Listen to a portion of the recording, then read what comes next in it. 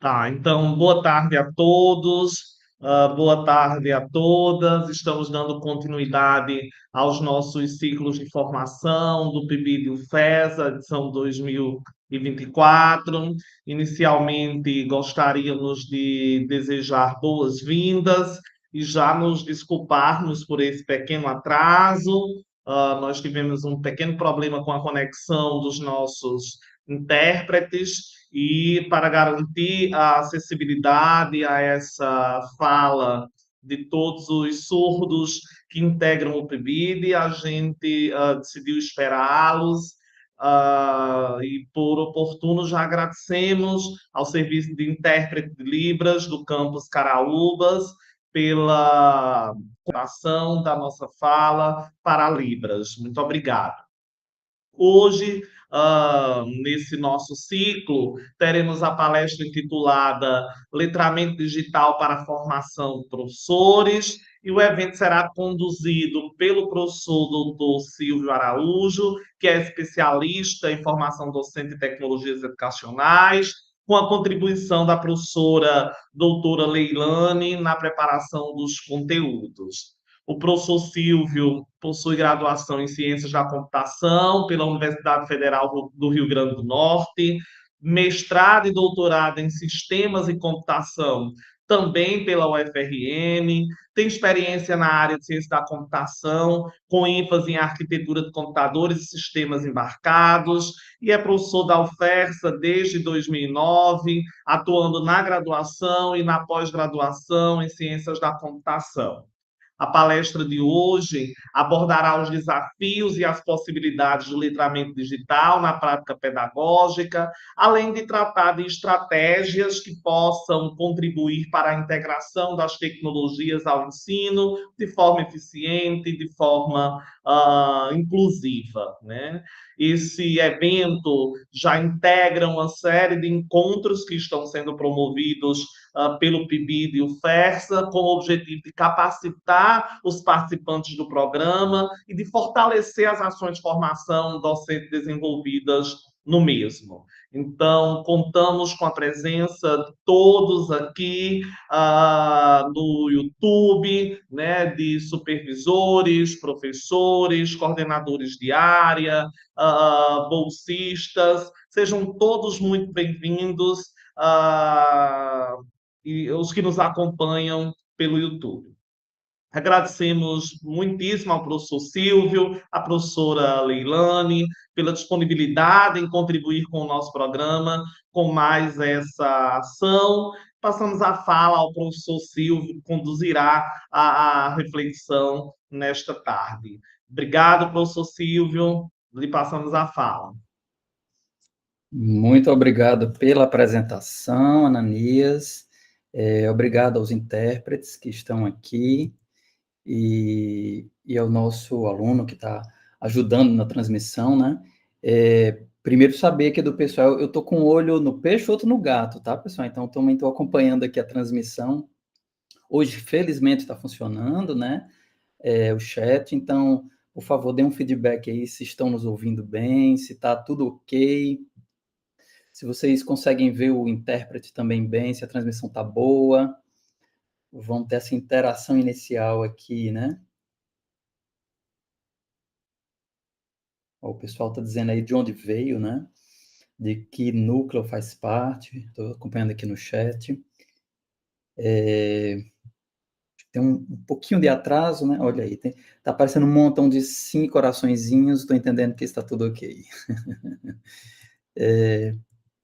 Então, como o Ananias bem falou, hoje a gente vai falar um pouco sobre letramento digital, tá? Então, a ideia dessa apresentação, desse ciclo de formação surgiu, né, em conversa, né, com a professora Leilane, que também faz parte do subprojeto de computação do nosso segundo NID, né, são 2 NIDs de computação, e a gente achou por bem que essa seria uma ação não só para os nossos alunos, não só para licenciandos de computação, mas todos que fazem parte do PIBID da UFESA, né? Então, essa apresentação aqui ela envolve muitos assuntos relacionados a letramento digital, e o nosso público-alvo são todos os participantes, né? Então, vão ter pitadinhas aqui para os coordenadores de área, pitadinhas para os supervisores, para os licenciandos e todas as pessoas que nos assistem queiram se inteirar desse assunto, tá? Então, não tem nada muito complexo aqui. A ideia, na verdade, é deixar aqui várias pontas soltas para que possam se continuar esses assuntos que vão aparecer aqui a quem interessar, tá certo? Então, o roteiro dessa apresentação conta com esses 7 pontos aqui. Eu vou tentar fazer da maneira mais didática possível e nessa parte inicial vou ter uma conceituação, então vou tentar passar um pouquinho rápido para não ficar tão enfadonho, tá certo? Então, a gente vai falar sobre conceitos básicos. Eu vou propor uma pequena atividade aqui para a gente. Vai ser possível vocês acompanharem aí, mesmo pelo chat. Eu vou disponibilizar um link para vocês. Vou discutir, né? Vou falar um pouco sobre algumas ferramentas que podem nos auxiliar. São ferramentas que já estão disponíveis aqui no âmbito institucional da UFESA, né? E discutir, por que não, né? O assunto que está em todas as paradas na inteligência artificial, e aqui, nesse caso, voltado para a educação, como é que isso pode nos ajudar. Vou falar de algumas ferramentas e fazer uma segunda atividadezinha para a gente encerrar, e termino minha fala falando como foi que eu construí as 2 atividades, né? Que são plataformas em que vocês mesmos, professores, supervisores, licenciandos, podem fazer também atividades, tá? Então, fica como proposta. Vou começar com os conceitos, tá? Então, vou fazer a leitura desses conceitos. Tem alguns destaques que eu acho importante a gente perceber. E fiquem atentos, porque a gente vai ter atividades relacionadas a esses conceitos, tá? Então, primeiro conceito de letramento digital, né? Então, existem vertentes diferentes, mas eu vou tentar resumir aqui em 3 pontos principais do que se trata, tá? Então, primeiro, envolve a habilidade de interpretar e produzir informações digitalmente, discernindo entre fontes confiáveis e questionáveis, incluindo a capacidade de avaliar criticamente conteúdos online e compreender questões de privacidade e segurança. Também a gente pode adicionar que é um conjunto de competências necessárias para que o indivíduo entenda e use informações de maneira crítica e estratégia em múltiplos formatos, de variadas fontes, apresentadas por meio de tecnologias digitais e ambientes digitais. E ainda, né, é a adaptação das nossas práticas sociais para ambientes digitais, como o uso de textos em plataformas online, através de computadores ou dispositivos, tá? Então, esse é um conceito abrangente, tá? Mas envolve basicamente isso, é a gente conseguir adaptar nossos costumes e nossas práticas no ambiente digital, tá? De maneira que a gente consiga aprimorar as nossas práticas, né? E letramento digital, o conceito dele é diferente de alfabetização digital. Então, por isso que eu trouxe aqui também, tá? Então, a alfabetização digital concentra-se nas habilidades básicas para operar dispositivos e softwares. Então, é você aprender a mexer em alguma coisa, tá? Eu vou te ensinar a mexer no Word ou no navegador de internet, tá? Isso é uma alfabetização digital, tá? Então, a gente pode dizer que a alfabetização digital está dentro do letramento digital. E é importante notar que o acesso do letramento digital não é uniforme, dependendo de fatores de infraestrutura, políticas de educação e poder aquisitivo. Então, como tudo em educação, a gente tem que ponderar o contexto dos participantes. Outro conceito é a multimodalidade, tá? Ela refere-se à apresentação de informações utilizando múltiplos elementos como palavras, animações, vídeos, sons, cores e ícones. Então, basicamente, são os símbolos, as representações que a gente utiliza nesse ambiente. Então, existem diversas formas da gente utilizar informação, tá? Então, a gente chama isso de multimodalidade. E agências de letramento são aqueles que facilitam ou criam caminhos para que a gente utilize letramento digital. Exemplos aqui pode ser escola, comunidade, família, trabalho, tá? Então, esses são os agentes. Gamificação também é outro assunto importante, bastante relacionado, que é a incorporação da dinâmica dos jogos, né? Sejam eles eletrônicos, sejam os jogos tradicionais, em atividades acadêmicas. O que é que a gente ganha com isso, tá? A gente ganha o engajamento das pessoas que estão envolvidas, né? Então, os elementos básicos, como desafios, recompensas, isso faz com que os participantes se sintam mais engajados na participação dessas atividades. Tecnologias de informação e comunicação são TICs, né? Essa é a sigla para ela. Basicamente, são todas as ferramentas digitais, seja software, seja hardware, envolvido nesses ambientes, tá? Ambientes virtuais de aprendizagem, tá? A sigla é AVA, tá? São plataformas online adaptadas para o desenvolvimento das atividades pedagógicas, tá? Então, bons exemplos disso são o Moodle, né? O SIGA, que já são ferramentas do nosso cotidiano. Hipertexto também é um conceito importante da gente ver, que refere-se à leitura não linear. Então, a gente está acostumado a ler um texto de um livro que ele segue numa sequência, linha após linha, palavra após palavra, e no hipertexto a gente encontra links, né? Ou seja, maneiras de você ligar textos que, de certa forma, a gente pode considerar que ele forma uma espécie de árvore. Vai haver troca de intérprete. Agora.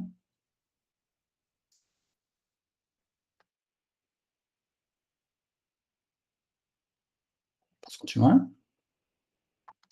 Então, hipertexto. E para a gente terminar todos os conceitos, letramento midiático refere-se à capacidade de compreender e analisar criticamente as mensagens transmitidas pelas mídias, incluindo as digitais, bem como desenvolver habilidades para usá-las de forma eficaz e responsável. Se a gente perceber, né, ao nosso redor, as mídias sociais, as redes sociais, elas estão muito presentes, influenciando muitos setores da economia, a educação, até a política, né? E fazer bom uso, fazer bom discernimento das informações que circulam é muito importante. Então, isso faz parte também da educação envolvendo, né, o letramento digital. E nativos digitais é o termo que se usa para aqueles que já nasceram com a tecnologia já bem concebida, já bem consolidada, tá? Então, são as pessoas que começaram muito cedo. Eu, por exemplo, não sou um nativo digital, tá? Vamos seguindo aqui, então, pelo meu cronograma, agora a gente viu essa parte conceitual e eu queria compartilhar com vocês, agora, uma atividade, tá certo? Então, essa atividade aqui, vocês vão conseguir fazer, e já é uma das ferramentas que eu vou apresentar em seguida, tá? Deixa ele entrar aqui, opa. Vou fazer o seguinte, eu vou mudar aqui, que é melhor, eu consigo copiar, tá? Eu vou mandar o link disso aqui no chat do YouTube, que vocês podem seguir, opa.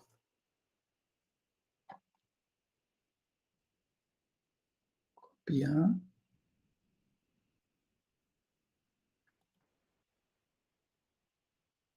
Mente.com, como se fosse mentir, tá certo? Como se fosse mentir no passado, né? MENTI, esse é o link.com. E quando a tela abrir, tá? Então, quando vocês escreverem, né, mente.com, ela vai pedir um código, tá? E esse código aqui, vocês vão informar exatamente esse que está aparecendo na tela, tá? Ou seja, eu vou escrever aqui, código, vai ser 19869886, tá? Então, vocês vão digitar esse código, né? Vão abrir o site, como se fosse mentir no passado, né? menti.com, e ele vai pedir um código, vocês vão entrar com esse código aqui, tá? Essa atividade, tá? A ideia é a gente mostrar uma primeira ferramenta, tá aparecendo alguns likes aqui, vocês vão perceber que ela é uma espécie de slide, tá? E esses slides a gente vai vendo em tempo real, interação dos participantes, tá? Então, alguns participantes vão entrar e a primeira tela que eles vão encontrar vai ser a tela que vai perguntar de qual subprojeto você faz parte. Ó, alguém da matemática acabou de entrar aqui. Então, tem uma pessoa da matemática que entrou, uma de letras português. Eu acho que eu consegui deixar isso em ordem alfabética, então tá mais fácil de ver. É possível entrar pelo celular também, tá? Então, a ideia dessa ferramenta aqui, só um instante que o Ananias vai falar alguma coisa aqui. Pois não, Ananias? Silvio, tu colocou o link lá no YouTube, tem o pessoal pedindo. Coloquei o link no YouTube, mas ele continua aparecendo aqui no topo da página, ó. Tá? Perfeito. Então, é como se fosse mentir no passado, né? menti.com, tá? E quando ela vai aparecer pedindo um código, e o código que vão digitar é esse aqui, tá? Para entrar nessa apresentação específica, tá? Então a gente vai vendo aqui as pessoas. Cadê o pessoal de computação? Olha aí, 8 pessoas, muito bem.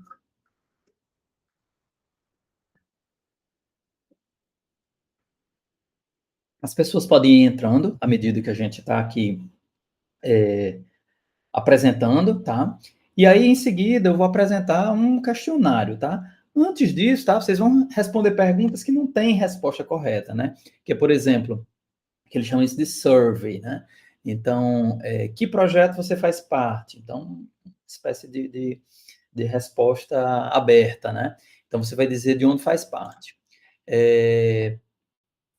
No próximo slide, né, depois de vocês dizerem de qual subprojeto vocês fazem parte, vocês vão poder mensurar que nota que vocês vão dar. É uma nota de 1 até 5, tá? É uma escala. Opa, todo mundo aqui está botando o valor máximo, tá? Vocês vão poder avaliar sobre o conteúdo, o aprendizado, a interação e os ministrantes desse minicurso aqui, tá? Depois de escolher o valor, né, que vai de 1 até 5, vocês apertam um botãozinho de enviar e ele vai aparecendo aqui para mim como uma distribuição normal, não uma média. Então, vai dizendo aqui, ó, como é que as pessoas estão indo e não está identificando ninguém, tá certo? E isso vai mudando, tá? É interessante vocês verem que eu usei uma escala de valores, né? Que eu utilizei termos nordestinos, tá? Então, o menor valor aqui é Mopaia, tá? Então, vocês vão vendo outros valores, né, relativos, né, outros adjetivos nordestinos, e o maior valor para essas 4 questões aqui é o que a gente está chamando de arretada demais, tá certo? Então, vocês, é uma opinião, tá? O que é que vocês acham que vão ver por aqui, né? Então, por enquanto, a gente não viu nada, né? Mas vocês já podem opinar. E aí depois, tá? Então a gente vai vendo isso em tempo real, né? As opiniões são diferentes, por isso muda um pouco a média. Então, essas ondinhas aqui vão mostrando diferentes distribuições, né? De valores, são opiniões diversas, né? E logo depois disso a gente vai começar, então, de fato, o nosso questionário, que vai usar a ideia de gamificação, tá? Então a gente falou de gamificação. Então, no celular de vocês, vai aparecer exatamente o que eu estou transmitindo aqui, né? Que é, vamos testar os nossos conhecimentos a partir daqueles conceitos iniciais, tá?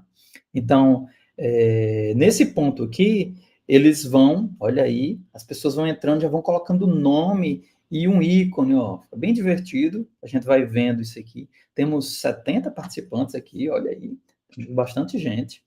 E mesmo que eu comece a apresentar, são 4 questõezinhas, tá? Aqui, logicamente, é só para a gente exibir mesmo, né? Fazer uma demonstração da ferramenta. Quando eu começar aqui, então, vai aparecer as perguntas na sequência para todo mundo, tá? Temos 75 pessoas, eu acho que já temos um número bom de participantes, tá bom? Ainda está entrando gente. Eu vou começar o quiz, tá? Tem um questionáriozinho, são 4 questões. E à medida que vocês forem colocando, tá? Cada pergunta que aparecer, são 4, né? Elas vão aparecer na sequência. Vai ter uma pergunta e vai aparecer 4 alternativas. Vocês vão ter 1 minuto para responder essas alternativas, tá? Responder correto, pontua bem, né? Responder correto e mais rápido, pontua melhor ainda. Então, vai ser uma competição, isso aqui, né? Então, a gente vai vendo o desenvolvimento das pessoas, né? Desse ranking ao longo das perguntinhas, tá? Todo mundo pronto? Posso começar? Vamos lá. Responda rápido para obter. Então, qual das alternativas abaixo define melhor o conceito de letramento digital? Depois de escolher a alternativa, vocês têm que enviar, né? Tem um botãozinho para submeter ou enviar, não lembro bem o termo. E olha aí, as pessoas estão respondendo aqui, ó, 31, 32, esse número aqui é a quantidade de pessoas que está respondendo, tá? Se acabar o tempo, né, que é 1 minuto, aí a gente já vai ver o ranking. Se não, se responder todo mundo antes desse tempo acabar, a gente já vai ver aqui a pontuação de todo mundo e a resposta correta. Nos próximos eu vou ajudar na leitura, tá? Faltando 15 segundos para terminar o tempo.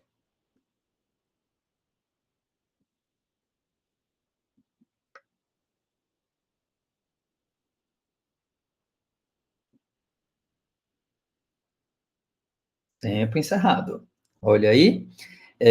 A alternativa correta é análise e comunicação eficaz e aplicação de habilidades digitais, tá? A maioria de vocês acertaram, né? 45 pessoas. Tá? E os likes não param aqui, né? Seguindo para a segunda questão. Fiquem atentos.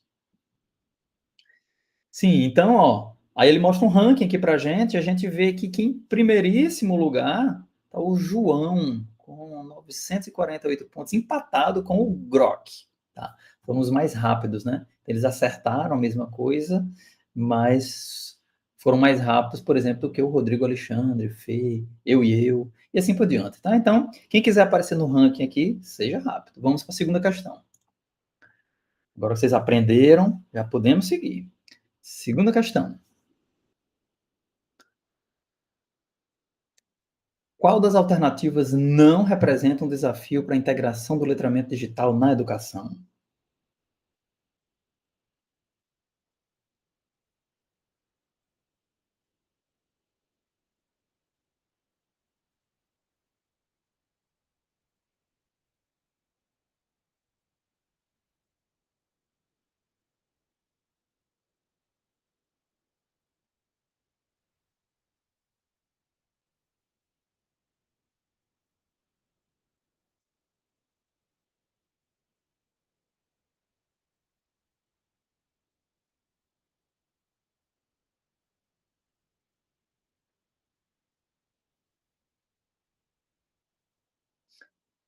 Eu podia ter colocado um tempo menor, né?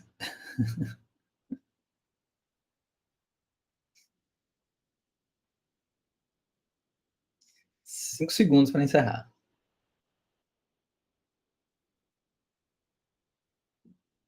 Ok, fim do tempo, 50 pessoas acertaram.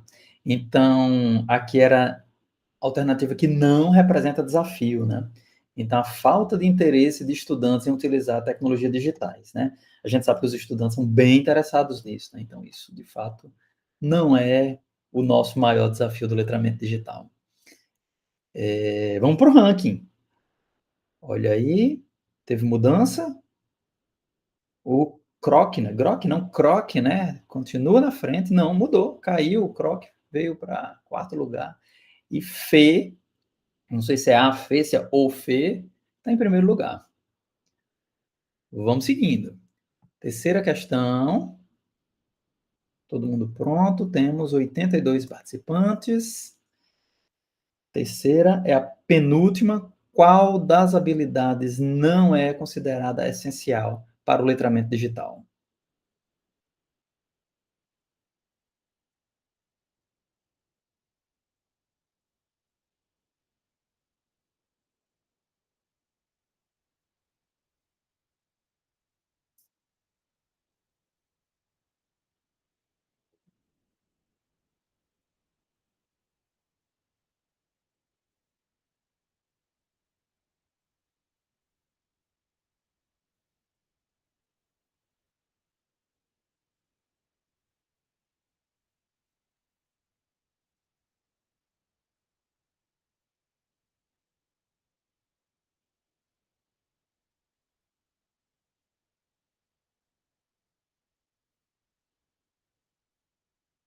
10 segundos para acabar.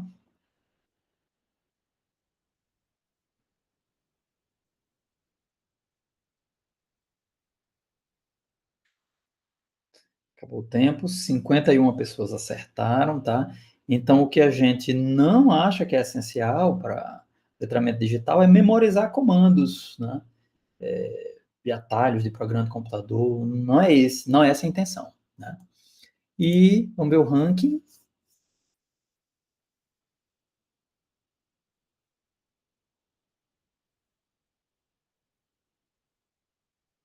Opa, Fê continua em primeiro lugar, Francimário foi lá para o segundo, né? Ok. Última pergunta, né? Quarta e última pergunta agora. Qual é o papel do professor no contexto do letramento digital?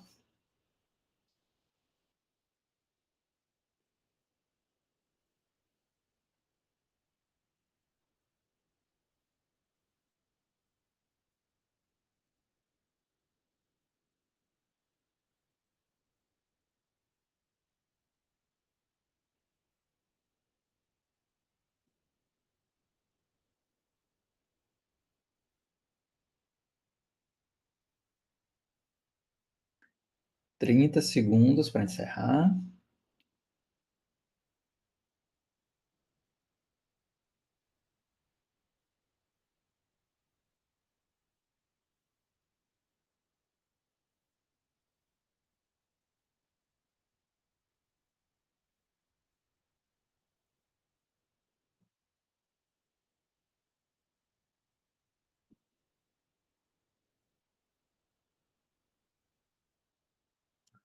Ok. Olha aí, aumentou.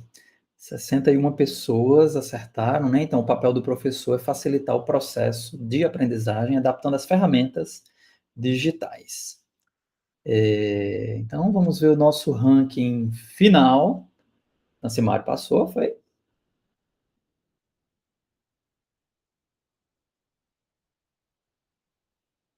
Francimário, com 3.788 pontos. Foi o nosso campeão aqui, desse nosso quiz, tá certo? E aí, a última slide aqui aberta é o que é que você achou dessa ferramenta, tá? Então, vai aparecer, você pode escrever até 3 palavras que você expressa como quiser e vai aparecer uma nuvem de palavras aqui para gente, como a partir da opinião de vocês, tá? Então, as palavras que se repetirem mais vão ter um tamanho maior.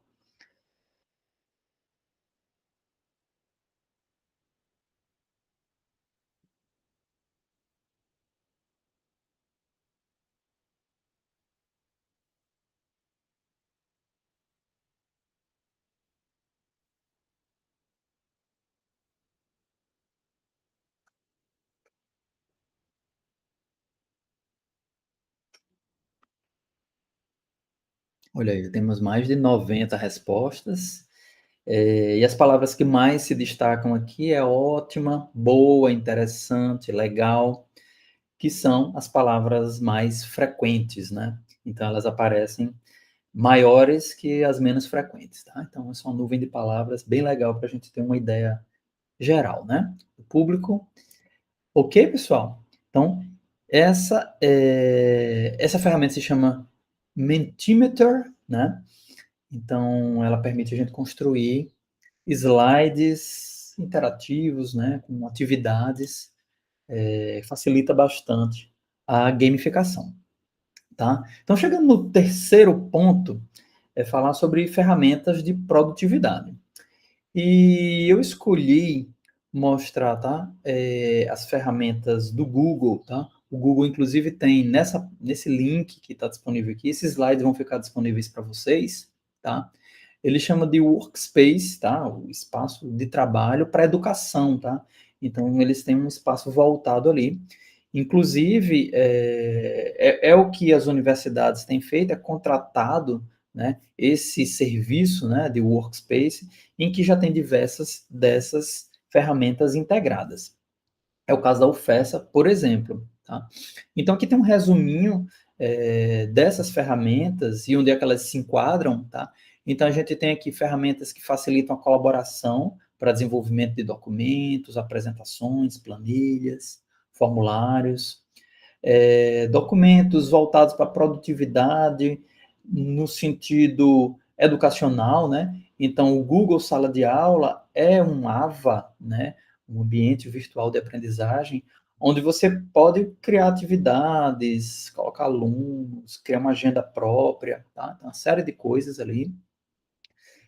Ferramentas de comunicação, tá? Gmail, Meet, Chat, tá? São ferramentas com propósitos diferentes, mas todas elas se enquadram nessa classe de ferramentas de comunicação. De organização de tarefas, né? Google Keep, tarefas e agenda. E a parte de administração fica para o gestor, né? No caso aqui, o gestor é a SUTIC da UFESA, tá? Então, a gente não tem acesso a isso, mas todas as outras a gente tem acesso, tá? Eu vou começar pelo Gmail, pelo e-mail. Algumas pessoas podem pensar que isso, mas eu já sei sobre isso, mas a gente precisa discutir para evitar certos deslizes, né, que acontecem para algumas pessoas. Então, se vocês acessarem o link diretamente gmail.com, vocês podem usar um e-mail pessoal, não um Gmail pessoal, mas quando a gente usa um e-mail completo, né, por extenso, @ufesa, @alunos.fesa.edu.br, a gente vai entrar nesse espaço educacional, nesse workspace, onde tem as ferramentas integradas que são pagas pelo governo federal, tá? Então, ao entrar nisso, tá, nesse espaço de Gmail, a gente vai ter uma série de coisas, né, de e-mail, tá? Então, eu deixei, para cada ferramenta dessa, eu deixei um link onde vocês podem, tá? É um link que tem um tutorial dizendo as principais funções, como usar, perguntas frequentes. Então, cada uma dessas ferramentas vai ter um link desse. Então, não vou me aprofundar nelas, mas vou destacar coisas que eu considero importante. Primeiro, o e-mail, tá? Esse é um termo em inglês, né? Mas é um correio eletrônico, tá? É uma versão moderna das cartas, aquelas antigas cartas em papel. E quando a gente está na escola, a gente aprende, né, que para escrever uma carta existem certas convenções, né? Existem partes da carta que precisam ser feitas, né? Devem seguir essas convenções. E o e-mail também tem as suas próprias convenções, tá? Na verdade, são adaptações do que eram as cartas, né? Então, eu dividi aqui em 3 partes principais. A primeira, guardar um instante, tinha travado aqui a câmera do intérprete, está tudo ok? Ok?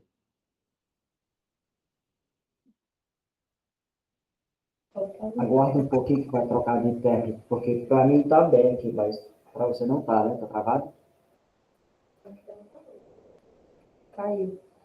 Caiu a internet aqui. Você está me ouvindo? Eu continuo ouvindo.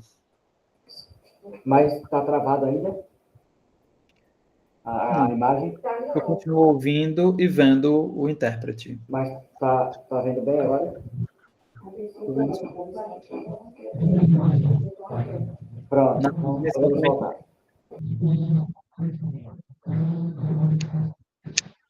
Podemos continuar? Joia. Então, o e-mail ele tem os destinatários, né? Então são os endereços de e-mail, tá? Que tem esse padrão, né? Um nome seguido de um arroba e depois da arroba o provedor daquele acesso. Tá? Então o exemplo aqui, ó, silvio@gmail.com, silvio@ufesa.edu.br, né? Então tem esse provedor, tá? É possível a gente incluir vários destinatários, né? Que podem ser explícitos ou ocultos. Eu vou mostrar um exemplo daqui a pouco.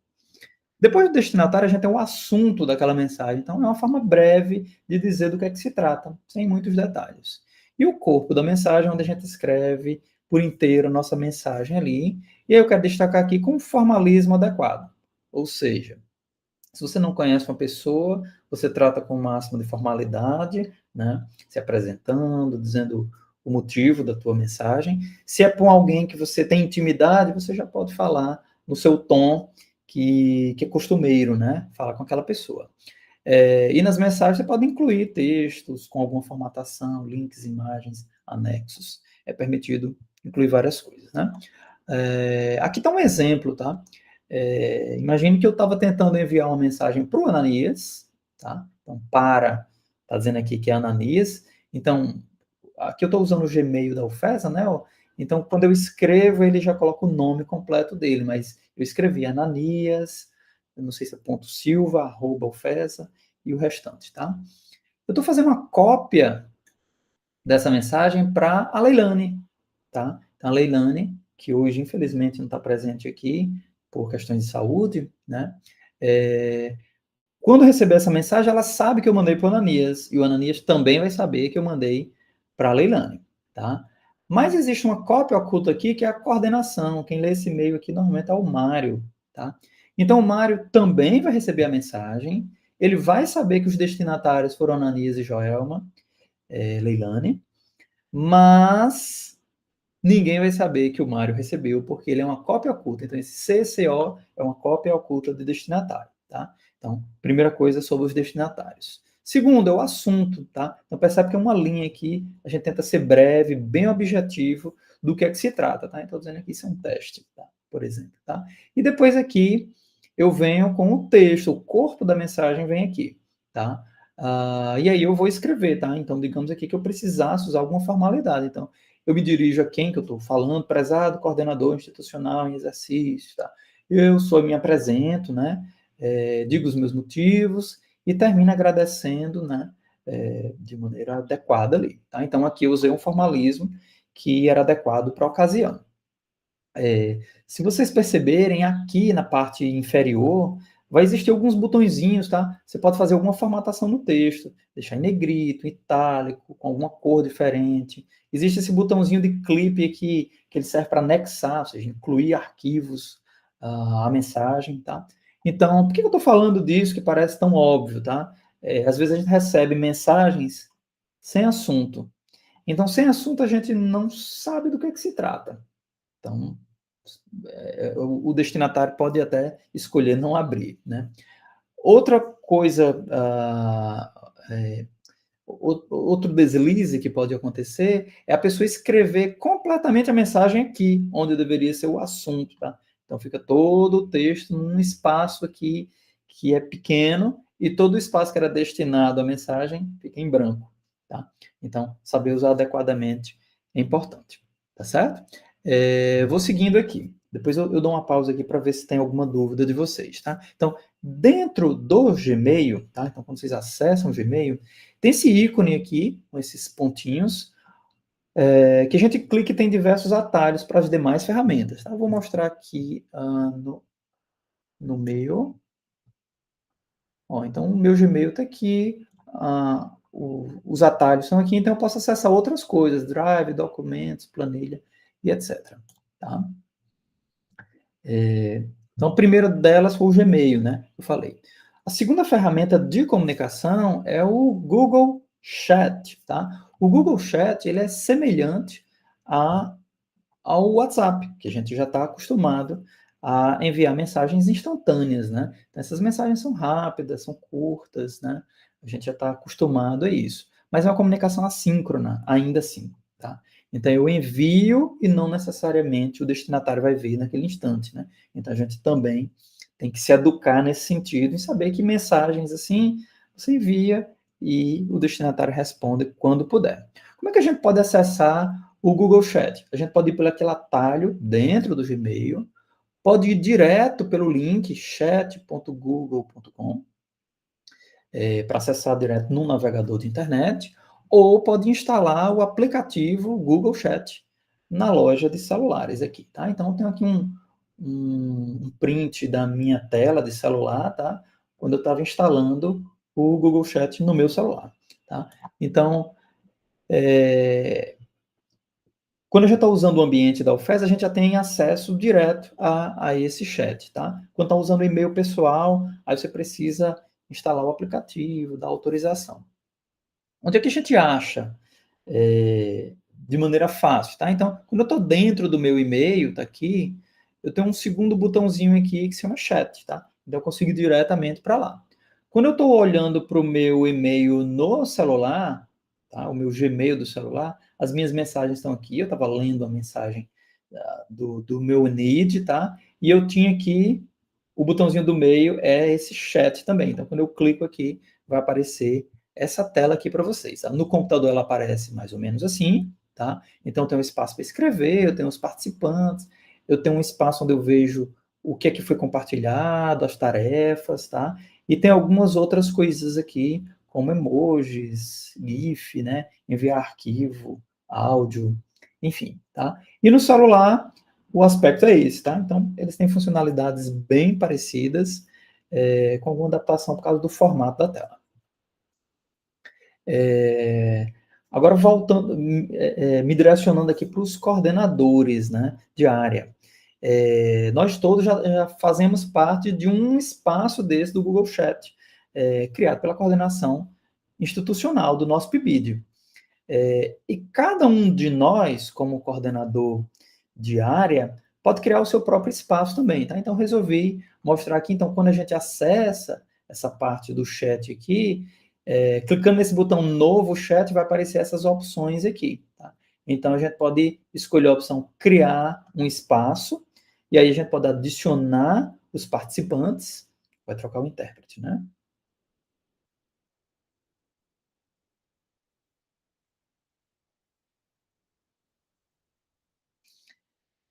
Então, você pode criar um espaço dando um nome para ele, quais são os participantes e as permissões de cada um. Tá? Então, no meu caso aqui, eu criei, tá? Vou mostrar aqui também para vocês. Eu criei um espaço, ó, eu clico aqui, eu tenho um espaço geral, com todos os outros coordenadores, e eu tenho um espaço que eu chamei de PIBID-comp, né? Onde eu tenho os meus alunos, supervisores aqui, tá? Então, os documentos que a gente compartilha, as tarefas, elas aparecem aqui. Ok? E a gente pode adicionar também, por exemplo, os supervisores, eles não têm e-mail do tipo @ofessa, né? Então, a gente pode adicionar o Gmail deles, tá? A única diferença é que eles não são adicionados diretamente nesse grupo, né, nesse espaço. Eles precisam acessar o e-mail deles e aceitar o convite para entrarem no grupo. Partindo para outra ferramenta, que é a ferramenta de Google Agenda, tá? Ela é uma agenda, né? Então, ela está integrada nos nossos celulares, os celulares que têm Android, e a gente pode acessar pela nossa conta também. Então, se a nossa conta da UFESA, né, se você tem um e-mail da UFESA, você já tem integrado uma agenda também nela, tá? E a agenda tem diversas coisas, né, diversas funcionalidades que estão disponíveis para a gente, tá? Então, eu estou mostrando aqui um exemplo da minha agenda da UFESA, tá? Onde você consegue, inclusive, separar o que é reuniões, o que é aula. Então, aqui eu estou mostrando para vocês, amanhã, dia 24, na verdade, até o horário tá errado, eu já mudei aqui os meus alunos, vou ter uma reunião com o meu núcleo, tá? Aqui está às 17, mas será às 16, né? Só confirmando para eles, né? E aqui eu coloco, por exemplo, o link onde a gente vai conseguir acessar o Google Meet, né? Que é a outra plataforma onde a gente pode conversar de maneira síncrona, como está acontecendo agora para essa transmissão, tá? Então, é interessante colocar, a gente recebe notificações quando os eventos estão chegando, é uma maneira fácil da gente compartilhar também, porque eu posso adicionar outras pessoas. Vou dar um exemplo aqui para vocês diretamente. Agenda. Então, eu já tenho alguns eventos na minha agenda, e eu vou aproveitar esse em particular e vou editar e adicionar o meu grupo, tá? Então, aquele PIBID comp é aquele meu grupo, tá? Quando eu crio um grupo também no Google Chat, ele automaticamente cria um e-mail para o grupo, então ele vai convidar 29 pessoas, ó, tá? Tem um pendente ainda aqui. Vou salvar, enviar, e todos os e-mails que fazem parte daquele grupo vão receber um convite, tá? E vai ser adicionado na agenda deles, tá? Um compromisso desse, um evento como esse. Então, é uma forma também muito boa para gerenciar o tempo. Google Tarefas, tá? Eu acho interessante essa essa ferramenta para coisas que você precisa fazer de imediato, ou que tem um prazo, ou que tem uma ordem pré-definida, né? Então, em inglês a gente usa o termo to do, né? Então, a tarefa do que fazer, né? E essa ferramenta de tarefas, ela consegue se integrar ao e-mail, à agenda, aquele ambiente de espaço, né? O Google Chat também. Você pode criar, atribuir quem é que vai fazer aquilo, pode editar, pode concluir. Também vou mostrar um exemplo aqui da minha listinha, tá? Eu deixei, inclusive, aberta, vou voltar aqui para o meu e-mail. Normalmente, quando a gente abre o e-mail, ele vai aparecer assim, e tem esse ícone aqui, ó, tarefas. Eu coloco o mouse em cima, ele vai aparecer aqui, tarefas. Tem um círculo com um símbolo de check, né, de verificado. Tá? E ele mostra aqui listas de tarefas de Silvio. Então, por exemplo, preparar a formação do PIBID. Então, propositalmente, eu deixei isso. E o meu prazo era para acabar ontem. Então, eu coloquei um prazo até ontem. Ela já terminou, então eu posso marcar como concluída. Isso é excelente, a gente marcar coisas que a gente terminou, né? Cadê? Pesquisa sobre letramento digital, também já fiz, tá? E aí, propositalmente também aqui, eu deixei aqui um e-mail que a coordenação mandou recentemente, e aí, digamos que eu tenho uma tarefa importante a fazer isso, tá? Então, eu estou lendo o e-mail, digo, eu não quero perder esse e-mail, né? E preciso tomar uma ação a partir dele, né? Então, eu vou colocar na minha lista de tarefas. Então, tem um botãozinho aqui, ó, adicionar as tarefas, e quando eu clico nela, ela vem para a lista com o título do e-mail. Olha como é importante quem enviou esse e-mail ter mandado com um assunto correto, né? Porque é exatamente isso aqui que vai ficar. E aí eu vou botar aqui um prazo para mim mesmo, tá? Para eu assinar esse documento aqui até amanhã, tá? Então ele fica aqui com os detalhes, ó, amanhã ele faz isso, tá? Então se eu voltar aqui, por exemplo, a minha caixa de e-mail, tá? E eu estiver vendo outras coisas, tá? Eu posso voltar aquele e-mail clicando aqui, ó. Ele vai direto para o e-mail, uma coisa bem, bem interessante. Por exemplo, esse aqui é um e-mail bem antigo, ela continua na minha lista, eu vou clicar aqui, ele vai direto para aquele e-mail em que eu tenho que tomar alguma ação depois. Tá certo? Então, eu acho uma ferramenta muito boa, e quando a gente está num ambiente colaborativo, como esse do PIBID, a gente tem pequenas tarefas. Lá no grupo, eu costumo fazer isso com os alunos, eu coloco uma tarefinha e essa tarefa aparece lá na lista do grupo, né? Tudo bem? Com prazos e etc. Tá? Aqui são só telas daquilo que eu acabei de mostrar para vocês, né? Então, como acessar a minha lista de tarefas a fazer, tá? Então, no e-mail também aqui, certo? E aí, as outras ferramentas que são usadas ali para a gente desenvolver documentos e apresentações, tá? Aqui eu deixei para vocês, cada uma desses quadradinhos aqui tem um tutorial específico para ela, tá? Então eu não vou entrar em detalhes em cada um, mas eu deixei, isso aqui é um link, tá? Então se vocês acessarem aqui, ó, percebam que o mouse, ele muda a forma, né? Então se eu clicar aqui, ele vai direto para o tutorial do Google Sala de Aula. Então essa é uma maneira de vocês acessarem também de maneira rápida, né? Então deixei um link para cada um desses e com o ícone que simboliza isso, né? Porque eu não vou entrar em detalhes em cada um deles, tá? Outra ferramenta que eu acho interessante para a gente trabalhar de maneira colaborativa e muitas vezes distância física, né? É o Google Drive, tá? Essa ferramenta, ela permite a gente criar arquivos e compartilhar de maneira fácil e rápida, tá? As nossas contas da UFESA, elas já dão um limite ali de 100 GB para que a gente consiga usar como quiser esses arquivos, tá? Então, quando você entra na ferramenta, daqui a pouco eu vou entrar para vocês verem, a gente tem um botãozinho aqui no canto superior esquerdo, para você criar um novo arquivo, uma nova pasta, e ele já tem alguns atalhos para os arquivos próprios do Google, né? Logo abaixo, você vai conseguir listar todas as pastas ou atalhos importantes dos arquivos que vocês têm. E na parte superior tem um campo de busca, tá? Então você pode localizar um arquivo específico colocando alguma coisa como de quem é o arquivo, a data, ou pelo nome do arquivo. Então, tem diversas formas de buscar.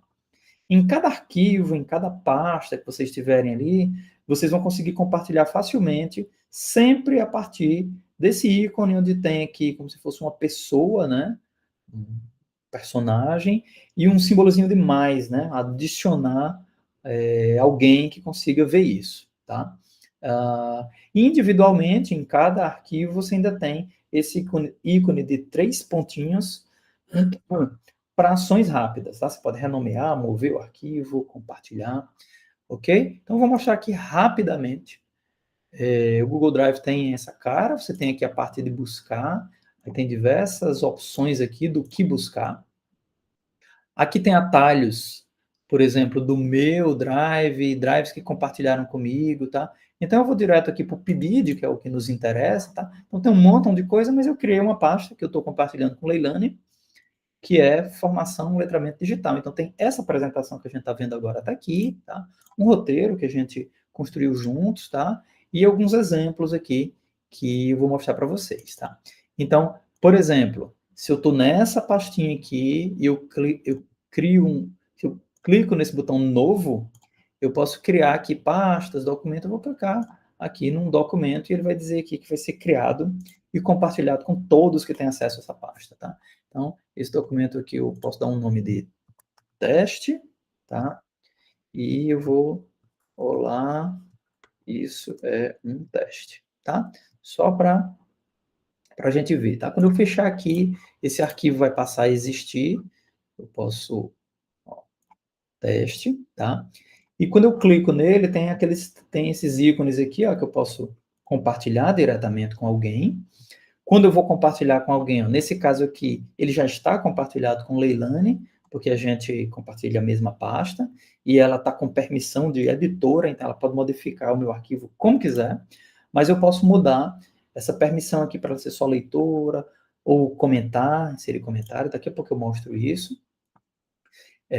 Eu posso dizer também para qualquer pessoa que tenha esse e-mail, @ufesa, né, que isso é entendido como uma organização, como uma empresa, né, ele vai poder ler, tá? Então, todo mundo que tiver esse link vai poder ler, mas não vai poder modificar e nem comentar nada no meu arquivo, tá? E aí, eu, clicando nesse botão, eu crio esse link que eu posso compartilhar com as pessoas. Isso é bastante útil, tá? Ou adicionar alguém específico, tá? Eu posso botar aqui, Ananias, tá? Então, quando eu adicionar Ananias, eu digo como é que ele vai fazer isso e ainda escrever uma mensagem para ele, tá? Vou cancelar para não chegar nada para o Ananias. Tudo bem?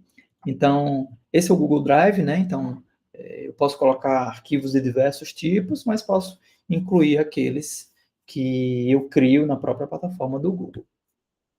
Então, o primeiro documento que a gente estava vendo era exatamente esse, né? Que era o Google Docs, que é para a gente escrever documentos. Então, a gente tem editor de texto, de planilha, de apresentação, que são muito parecidos. Eu não vou mostrar todos aqui, vou focar no editor de texto, por ser mais fácil para a gente entender a lógica, tá? Então, eu vou aproveitar esse arquivo aqui, onde está escrito aqui, isso é só um teste, e vou compartilhar com a minha conta pessoal, tá? Com o meu silvio.roberto. Só para vocês entenderem como isso pode. E estou colocando aqui como editor, tá? Então, vou enviar. Ele dá um aviso aqui, porque essa pessoa não é da organização FESA, tá? E agora eu vou dividir a minha tela aqui, tá? Para eu ter uma visão da minha conta pessoal também, tá certo? Então, vou dividir aqui. Do lado esquerdo vai ficar o proprietário do arquivo, tá certo? Que é quem compartilhou. E do lado direito, vocês vão vendo aquele Silvio@ufesa, tá certo? Então é interessante aqui, ó, que a gente consegue ver até onde a pessoa está lendo, tá? Então essa pessoa do lado direito aqui destacou aqui, a pessoa do lado esquerdo sabe. Aí essa daqui foi lá, escreveu, tá? Tem um comando aqui que eu criei, dá para a gente criar um texto rapidamente. Tá? Então, ele cria um texto aleatório, tá? esse trecho aleatório. Aí, digamos que a pessoa que está lendo esse aqui, ele queira fazer um comentário, ele diz, não entendi isso, tá? E aí o comentário vai aparecer, tá? Todo mundo que tem acesso a esse texto, tá? E isso pode ter uma resposta, né?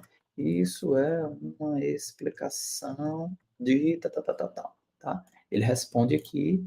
Essa pessoa, tá? Do lado direito aqui, ela pode, por exemplo, dizer, ó, ao invés de editar, eu vou botar como sugestão, tá? E aí ele faz isso, eu vou apagar essa parte aqui, tá? Então, quando ele apaga, ele, na verdade, ele não apaga, ele deixa marcado para que a outra pessoa saiba que ele está sugerindo que isso seja apagado, tá? A pessoa aqui do lado direito também vai assim, vou acrescentar esta parte, por exemplo, tá? Então, tudo fica destacado aqui. Então, a maneira colaborativa da gente enxergar, né, a escrita de um texto. E aí, digamos que aqui eu aceito, eu quero apagar realmente isso. Eu também quero adicionar essa parte, tá? Então, eu posso... O melhor, eu não quero adicionar, eu vou rejeitar aqui essa adição de texto, tá? Então, isso ajuda bastante, né? Trabalhos colaborativos.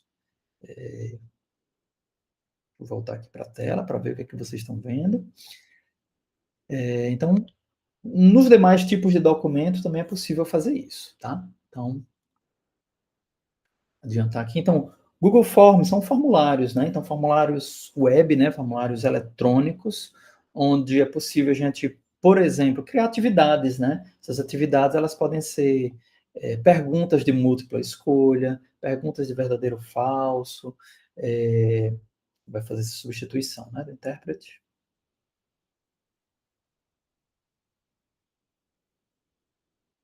Ok?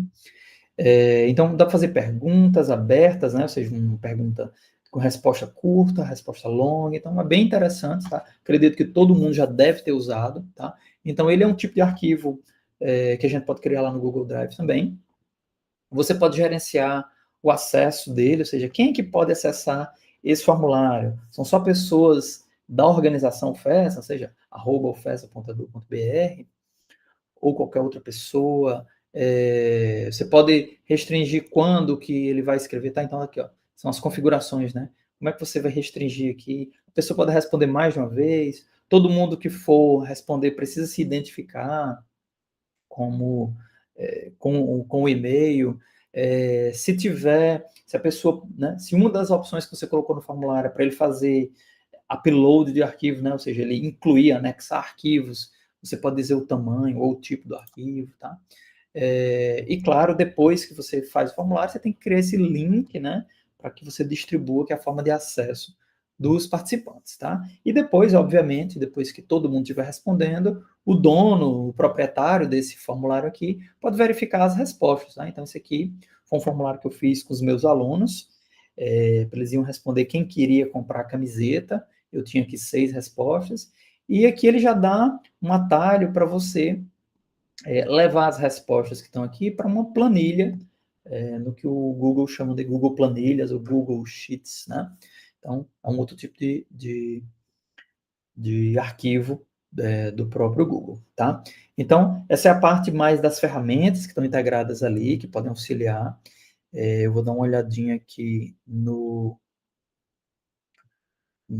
YouTube, ver se alguém tem alguma questão, alguma coisa que a gente pode seguir. Tá tudo ok, pessoal? O pessoal está perguntando comandos específicos, depois a gente pode falar disso melhor, né?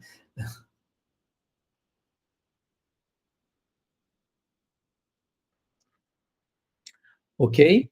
Então, vou seguindo aqui, tá? O quarto ponto aqui da minha apresentação, do meu roteiro, é falar sobre inteligência artificial e educação, né? Como é que essas coisas se integram. Então, vou começar também com um conceito, tá? Então, o termo inteligência... alguém escreveu aqui? Vai substituir o intérprete agora? Não, né? Ah, tudo bem. O termo inteligência computacional, desculpa, eu acho que é um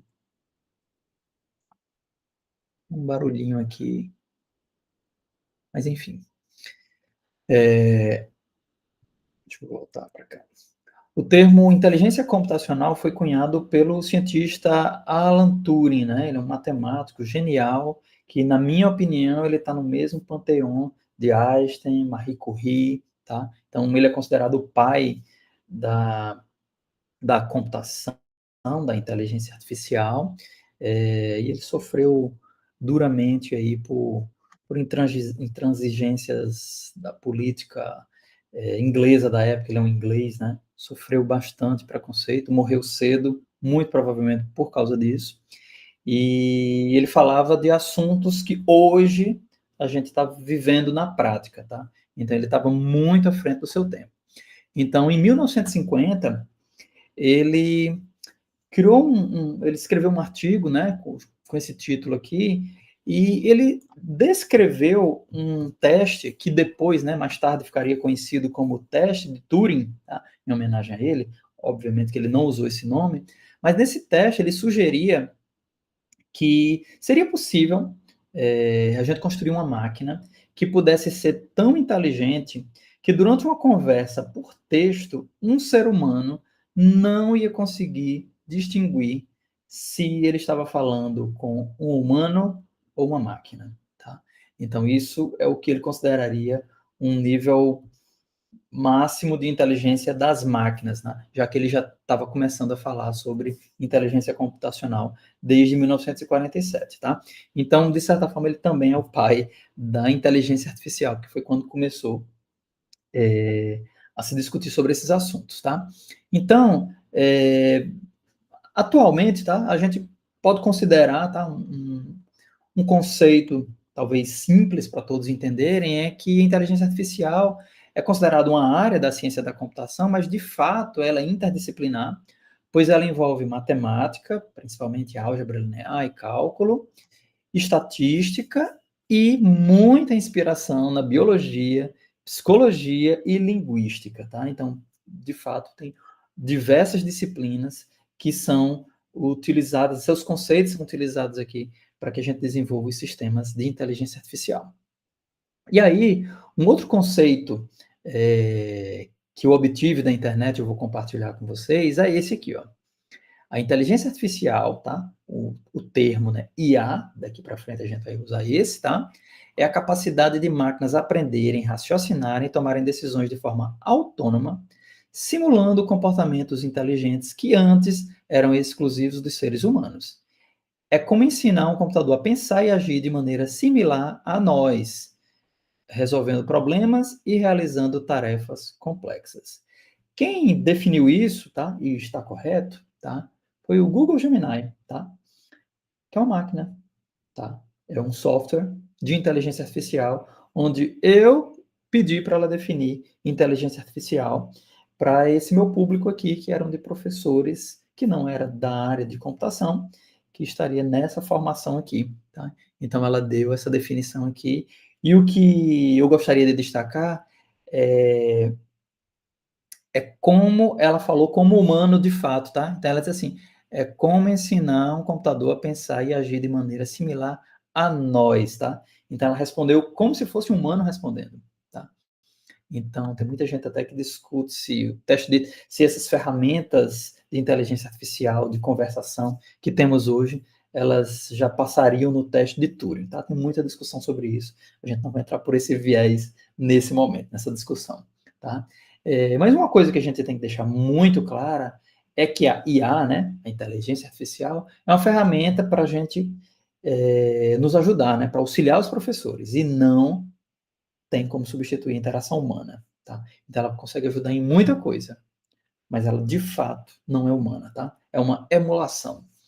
Então, onde é que a gente consegue encontrar IA ao nosso redor, né? Aplicações de inteligência artificial. No dia a dia, a gente vê nas assistentes virtuais, como Siri, Alexa, carros autônomos, nas recomendações de filmes, de músicas, das nossas plataformas aí, né?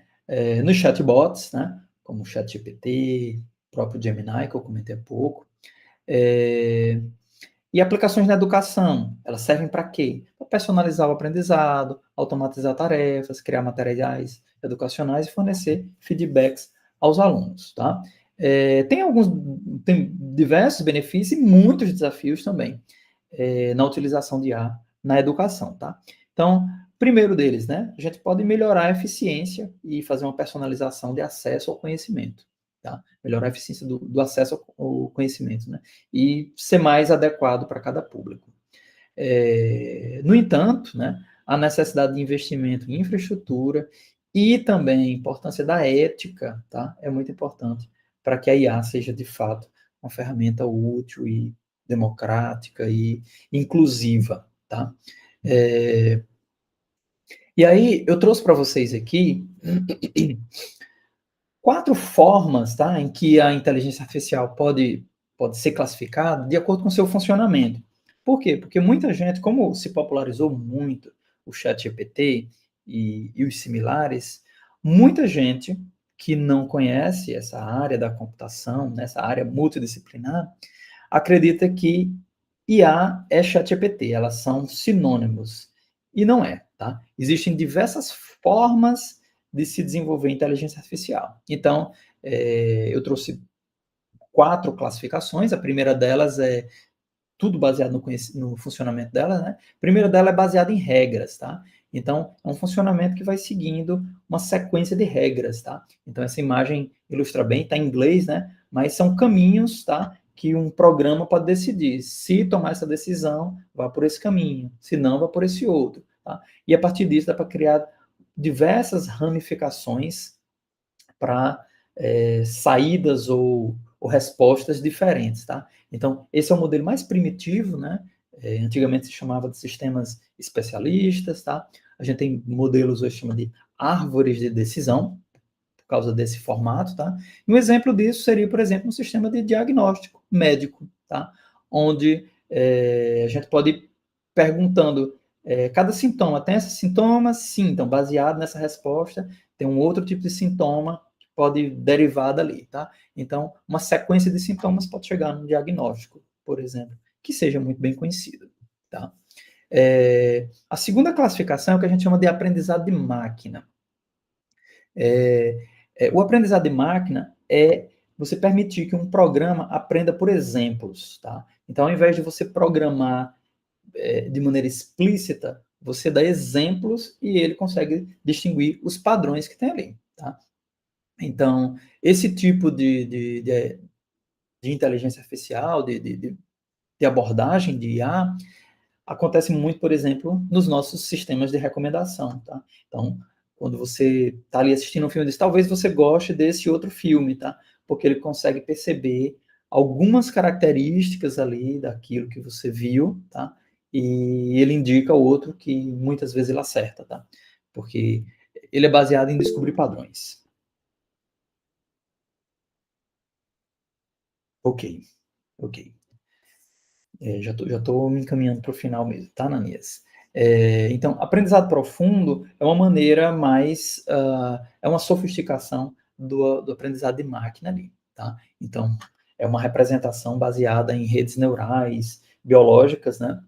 E a gente chama isso de redes neurais artificiais. E, por fim, a IA generativa, que esse sim, o exemplo de ChatGPT, Gemini e etc. Tá? Então, é possível, tá? Esses modelos eles são possíveis de gerar conteúdo a partir de alguma entrada, tá?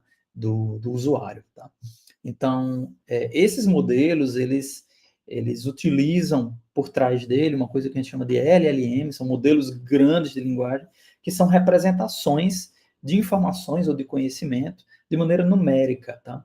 Então, essas representações, elas estão relacionadas com a semântica, ou seja, o significado dessas coisas. Então, suponha que você escreveu um chat GPT desse, perguntando se o banco está aberto, tá? Digamos que essa informação de banco, né, instituição financeira, se a gente representasse por esses pontinhos aqui, tivesse aqui nessa zona mais próxima do preto, do cinzento, tá?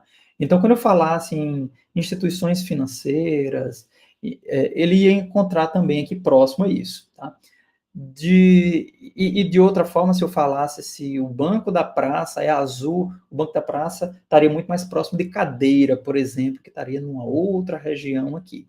Então, a informação que a gente dá de entrada para esses modelos, a gente chama isso de prompt, tá? E o modelo, ele usa essa informação para completar. Então, ele vai buscando ao redor dele aqui, né, nessas proximidades, a próxima informação, e ele vai somando aquela entrada e utilizando como entrada novamente. A gente diz que isso são várias interações até que ele tenha a resposta completa do que se trata, tá? E aí, como eu fiz anteriormente, tá? Eu estou deixando um link aqui de um curso, tá? Um curso que eu gostei bastante, tá?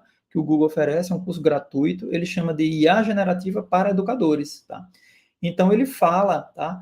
O principal objetivo dele é esse, ó, faça IA trabalhar para você, no seguinte sentido, né? Economizar tempo de tarefas diárias, tudo voltado para a educação, para professores, tá? Então, diversifique o ensino para atender às necessidades dos estudantes, melhorem as aulas e as atividades de forma criativa, tá? E aí, uma observação que tem que ser feita, tá? Nesse material tem diversos exemplos, tá? De como um modelo desse pode devolver resposta, e aí você pode testar e dizer, minha resposta deu diferente da dele. Mas por quê? Porque esses modelos, eles são probabilísticos, eles não são exatos, tá? Então, eles podem devolver algo próximo, mas não exatamente igual. Vou clicar aqui para vocês terem uma ideia geral, para que a gente consiga ver, tá? Então, vocês têm que se inscrever, permitir, tá? Que isso seja feito. Eu já passei dessa etapa aqui, cadê? Aí ele não vai me deixar mostrar aqui, vou botar retomar, para ver se vai. Isso. Tá? Então, vocês vão ver isso aqui, ó, tem alguns exemplos, ó, planos de aulas, tá? Então, a minha ideia era mostrar aqui, mas como a gente está com tempo curto, tá? Então, ele mostra aqui como fazer isso, ó. Isso aqui é um comando, todo esse texto aqui é um comando que você pode oferecer para esses modelos, para mudar de intérprete, né? Podemos continuar, né? Tá? Então, o exemplo aqui, ó. Ensino estudantes do ensino médio, do ensino fundamental 2. Segue uma atividade da minha turma. Sugira maneiras de adicionar nuances a eles para os estudantes que terminam rapidamente. Ela descreve aqui como é que a atividade dela é feita e pede para a ferramenta dar sugestões, né? Esse outro aqui, ó. Escreva um breve anúncio matinal, lembrando que os estudantes de 8º ano que eles devem levar comida para o almoço na excursão no Jardim Botânico, tá? E aí tem diversos exemplos, tá? Tem exemplo aqui de português, tem exemplo de matemática, tem exemplo, mais um aqui de redação, e eu acho que alguma coisa de história, tá? Então, tem diversas coisas, eu acho que é interessante, tá? Todo mundo que se interessar. E aqui ele vai mostrar refinamentos, enfim. Vou voltar para a apresentação, para que vocês consigam ver, tá? Então, uma coisa importante de conversar com esses modelos é você ter em mente isso daqui, né? Vocês vão ter melhores respostas se vocês derem melhores entradas para eles. Então, nesse material, ele sugere que a gente siga essas 5 etapas aqui, que eles dividiram, eles criaram uma sigla para ela que chama parte, tá? Então, pense em parte. O primeiro é o perfil. Informe seu cargo. Em que sentido, tá? Se você, digamos que você quer que ele analise uma série de dados, então você pode dizer de maneira explícita, você pode dar uma função para aquele modelo de conversação que a gente está usando, ChatGPT ou Gemini.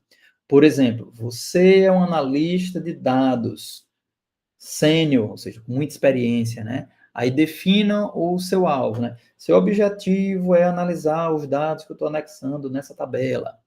Recebedores, tá? E você deve demonstrar as informações, né, os insights, né, as ideias que estão dentro dessa tabela para um público leigo, por exemplo, né? Aí o tema, né? O estilo que você deve colocar é uma forma de contação de história, por exemplo, tá? E a estrutura é a seguinte forma, ele tem que ter uma introdução, tem que ter uma rima no meio, tem que ter uma conclusão no final com a moral da história. Sei lá, acabei de inventar isso aqui, tá? Então, se você segue isso aqui, você vai dando instruções, o modelo vai lhe dar respostas melhores, tá? Então, os exemplos estão aqui, foram aqueles que eu cliquei para vocês. Então, nesse primeiro exemplo aqui, eu passei e eu mostrei o exemplo, tá? Do ChatGPT e do Gemini, tá? Vocês vão poder conferir depois isso, tá? O Gemini, a maneira que eu consegui para compartilhar foi criando um Google Docs, tá? dentro do próprio Gemini, a gente consegue exportar isso, então ele já coloca direto num documento, fica bem organizadinho, tá? Então, isso aqui eu não fiz nada, ele só deu uma resposta, eu cliquei no botão e ele criou esse texto para mim, que inclusive eu consegui editar, tá certo? O ChatGPT é uma página estática, né, que a gente vê online, tá? O segundo exemplo, terceiro, tá? Então, esses chats, né, que a gente usa de conversação, esses robôs de conversa, eles também são chamados de chatbots, né? Então, a gente consegue mandar informação de texto, até de imagem, também de som, né, para lá e conversar sobre todo o conhecimento que ele já tem embutido ali, tá? Hoje em dia eles já estão conseguindo acessar a internet e buscar informação mais atualizada, tá? E então essas duas ferramentas eu aconselho que vocês usem, tá? E sabendo sempre discernir o que é informação real, válida, né? Do que é alguma informação que pode ser inventada pelos modelos, tá? O termo técnico é alucinação, que esses modelos fazem quando eles estão colocando com muita ênfase, mas a informação não é correta, tá? E aí, a última ferramenta que eu queria mostrar para vocês era o Notebook LM, tá? Essa ferramenta também foi desenvolvida pelo Google, ela é extremamente útil, ele é um assistente de pesquisa, tá? Eu vou abrir aqui para vocês, e ela funciona da seguinte forma. Esses espaços aqui, eles são chamados de cadernos, né, de notebooks. Você pode criar um novo caderno. Quando você vai criar, ele pergunta quais são suas fontes. Então, você pode pegar arquivos em PDF, tá aqui, ó, PDF, TXT, Markdown, áudio. Então, você pode jogar tudo aqui e você vai conversar com o modelo sobre essas fontes, tá? Você pode também botar links de sites, do YouTube e documentos do próprio Google, tá? Eu vou pegar um que eu já fiz, tá? Só para vocês terem uma ideia, tá? Então, eu subi aqui 2 arquivos de PDF, um é uma dissertação sobre pensamento computacional e o outro é o complemento da BNCC, também sobre pensamento computacional. Já estou encerrando, eu estou vendo que está no tempo aqui. E a primeira coisa que ele faz é um resumo sobre essas coisas, tá? E à medida que eu posso ir conversando, tá? Eu vou perguntar aqui, como Alan Turing definiu inteligência artificial. Esses materiais que eu coloquei aqui não falam sobre isso, tá? Então, quando eu pergunto alguma coisa que está fora do escopo das minhas fontes, é para ele não responder, tá? Então, ele vai dizer aqui, ó, não há informações sobre como Alan Turing nas fontes fornecidas. Então, ele está dizendo para a gente que no material que eu tenho não falou isso, tá? No entanto, as fontes sugerem, então ele fala um montão de coisa, tá? Então, eu posso perguntar o que é pensamento computacional, que é o assunto, tá? Que tem aqui. Então, ele vai me dar algumas respostas baseado nisso aqui que eu coloquei, e ele vai me entregar algumas fontes, tá? Então, ele vai dizer, olha, tá? Então, essa foi a minha pergunta, e ele vai dando um conceito aqui, e ele diz, ó, isso aqui eu tirei dessa parte do texto, tá? Então, ele realmente não está inventando, tá? Então, é uma ferramenta extremamente útil, tá? Eles permitem que a gente crie um áudio, tá? Então, eu criei aqui, ele cria um podcast, tá? Eu posso compartilhar depois aí, exatamente esse teste que eu fiz com vocês aqui. Eu fiz um teste no início, acho que não dá para ouvir. Eu vou testar mais uma vez aqui para vocês ver se escutam.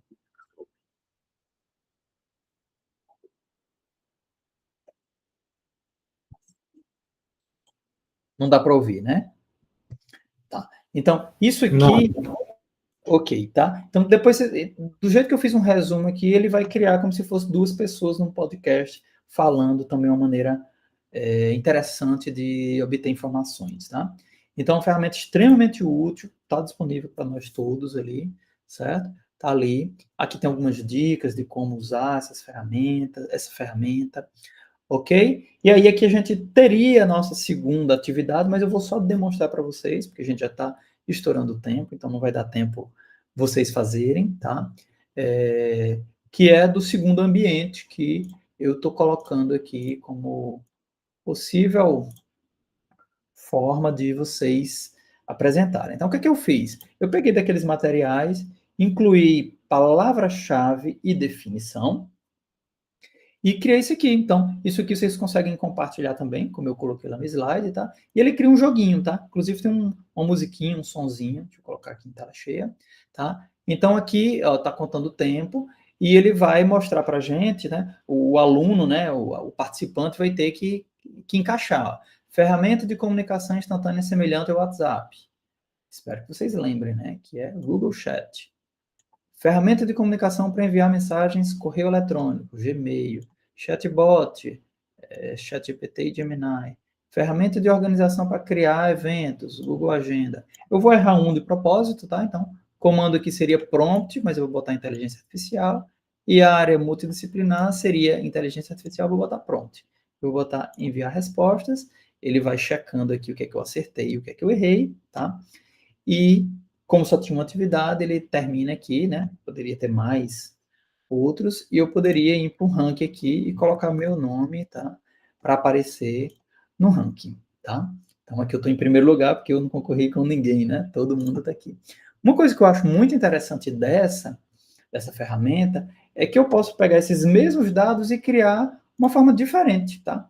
Então, com um clique, eu criei um outro jogo que é uma palavra cruzada, tá? Então, eu vou clicar aqui no 4, ele vai dizer chatbot generativo. Então, o que? Chat, GPT e Gemini. Acertei, tá? E assim por diante. Questionário, game show.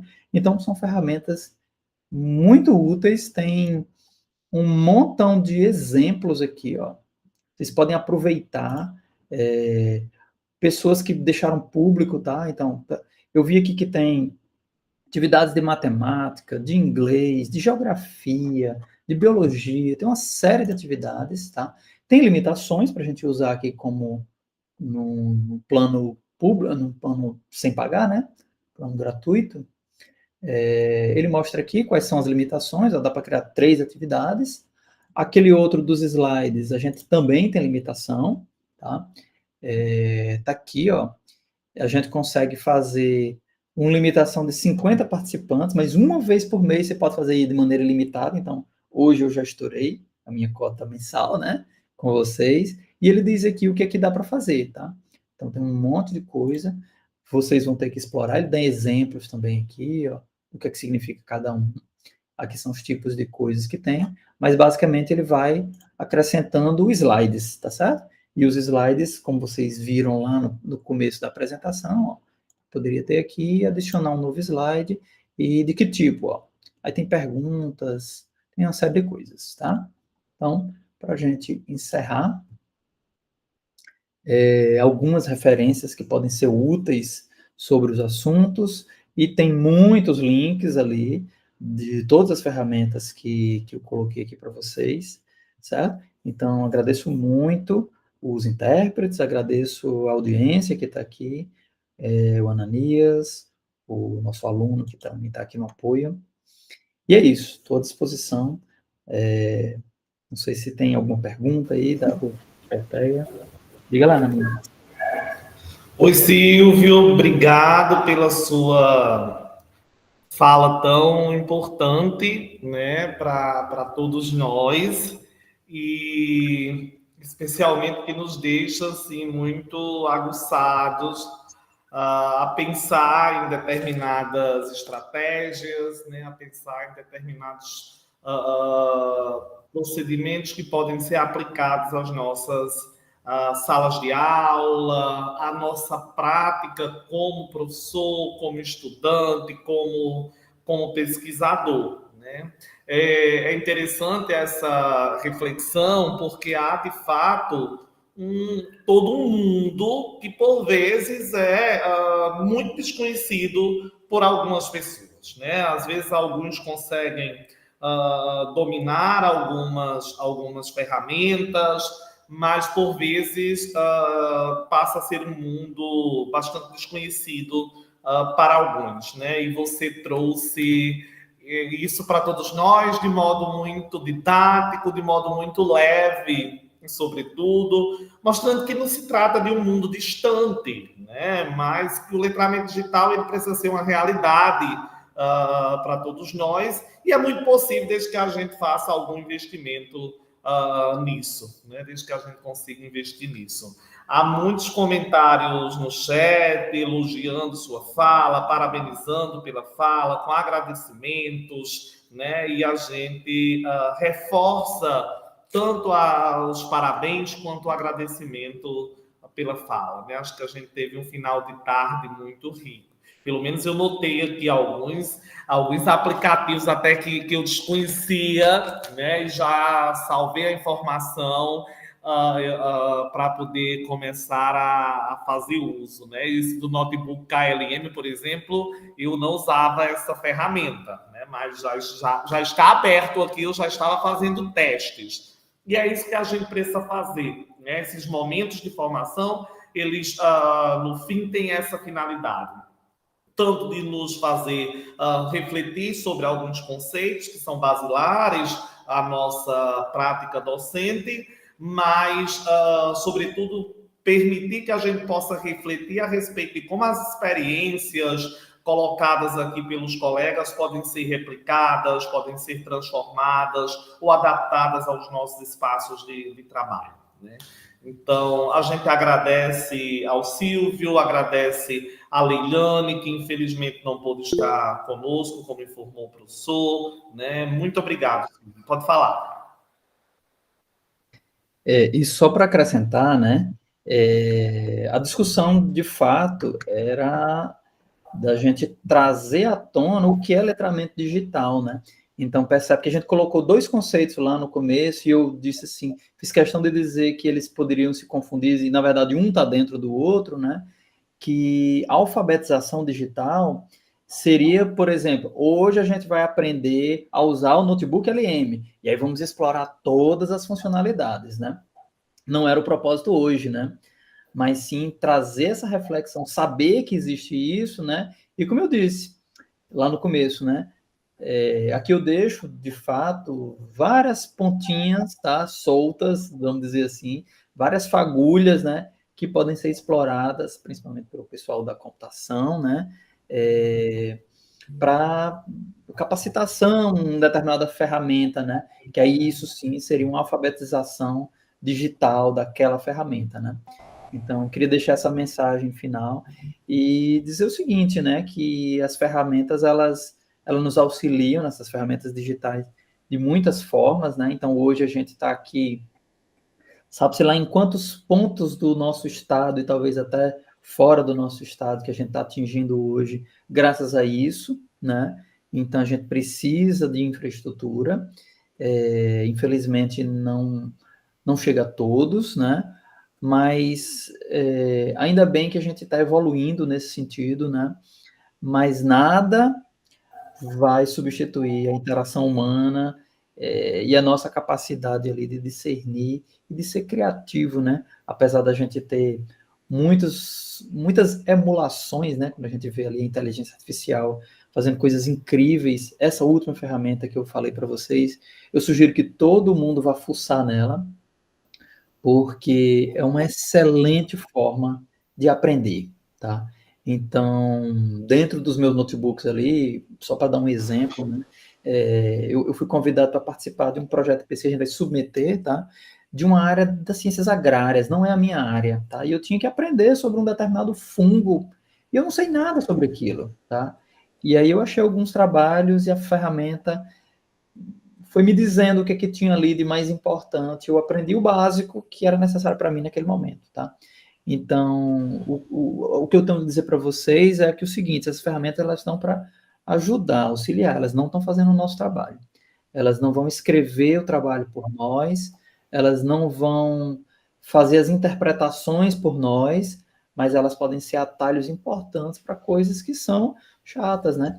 Então, um chat GPT da vida, que você pergunta alguma coisa para ele, se você souber sobre o assunto, você vai ter excelentes conversas. Se você não souber, você vai acreditar naquilo e você vai ser raso, tá? Então, você precisa estudar isso. Essas ferramentas não vão substituir a ideia de vocês estarem ali estudando, seja lá pelo que for, né? Com lápis, papel, livro, PDF, não importa, tá? Mas a gente tem que ter o conhecimento para fazer bom uso dessas ferramentas. Eu acho que esse é o meu recado final. que eu queria deixar para todo mundo. Muito bem, perfeito, Silvio, essa sua observação final, né? Elas otimizam o nosso trabalho, mas não substituem, não nos substituem, nem substituem tarefas básicas que nós precisamos desenvolver. Então, acho que a gente finaliza com essa reflexão, essa última reflexão, também muito pertinente. Possamos pensar sobre esses pontos colocados, sobre as sugestões didáticas apresentadas. Acho que isso é muito pertinente. Mais que conceitos, a gente também precisa de aplicações ou de estratégias de aplicações. E a gente conseguiu ver isso aqui hoje em muitos pontos. Então, eu particularmente estou muito grato, muito feliz por essa fala, porque eu tenho certeza que foi uma contribuição muito grande dada para todos nós. Eu agradeço, Silvio, a disponibilidade dos slides, né? E a gente pretende compartilhar, porque há muita informação neles que podem ajudar os nossos bolsistas, nossos supervisores, coordenadores, enfim, a todos nós. Com isso, a gente passa para o nosso encerramento. Agradecemos ao Serviço de Intérprete de Libras do Campus Caraúbas, agradecemos ao nosso técnico aqui, nosso bolsista Samuel, muito obrigado. Agradecemos novamente ao professor Silvio, professora Leilane e a todos que nos acompanharam no YouTube. Boa tarde, bom fim de tarde para todos e até o nosso próximo encontro. Abraço.